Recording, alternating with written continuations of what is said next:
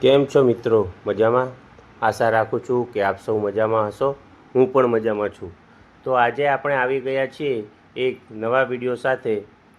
આપ જોઈ રહ્યા છો અમદાવાદમાં આવેલું ગુરુકુલ રોડ ઉપર શ્રી સ્વામિનારાયણ મંદિર, જે રાજકોટ શાખાનું મંદિર છે, જેને શ્રી સ્વામિનારાયણ ગુરુકુલ તરીકે પણ ઓળખવામાં આવે છે. ખૂબ જ સુંદર બાંધકામ સાથે આ મંદિરનું નિર્માણ કરવામાં આવ્યું છે. તો ચાલો આપણે મંદિરની અંદર જઈએ અને મંદિરના અંદર બિરાજમાન ભગવાનના દર્શન કરીએ.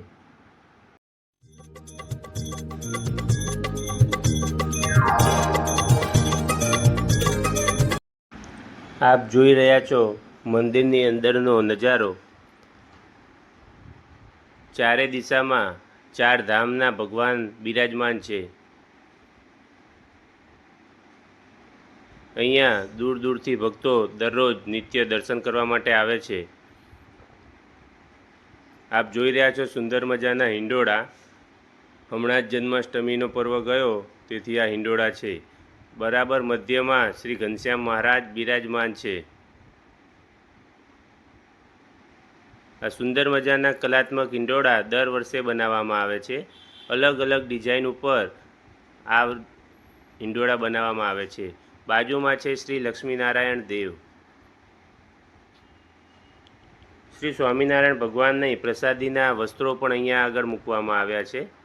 પ્રસાદીની વસ્તુ પણ છે. આપ જોઈ રહ્યા છો શ્રી નરનારાયણ દેવ.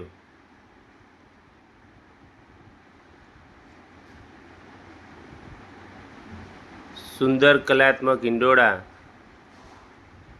આપ જોઈ રહ્યા છો.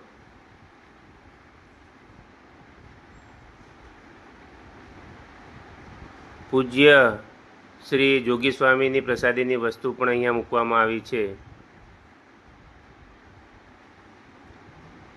આપણે જઈએ શ્રી નીલકંઠ વર્ણીના મંદિરમાં.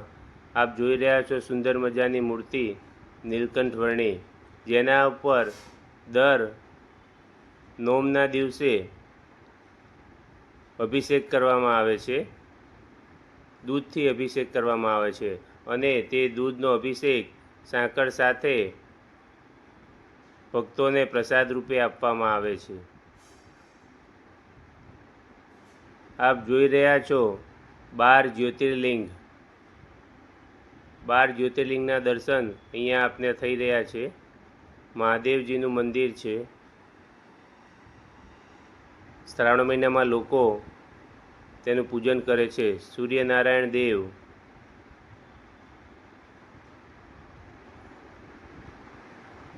મહાદેવજી અને પાર્વતીજી સરસ મજાની મૂર્તિના દર્શન અને જળાભિષેક સાથે મહાદેવજીનું પૂજન કરવામાં આવે છે.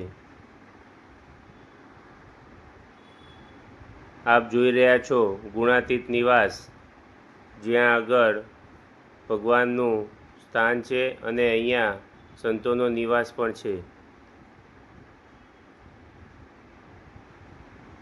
ગુણાતીત નિવાસમાં ભક્તો દ્વારા નિત્ય નિયમ કરવામાં આવે છે. આપ જોઈ રહ્યા છો ગુરુકુલમાં રહેતા વિદ્યાર્થીઓ પોતાના નિયમને અનુરૂપ પ્રદક્ષિણા અને માળા કરી રહ્યા છે. આપને આ વિડીયો કેવો લાગ્યો જરૂરથી જણાવજો. કોમેન્ટ કરજો, લાઈક કરજો અને શેર કરજો. તો આવજો. જય શ્રી સ્વામિનારાયણ.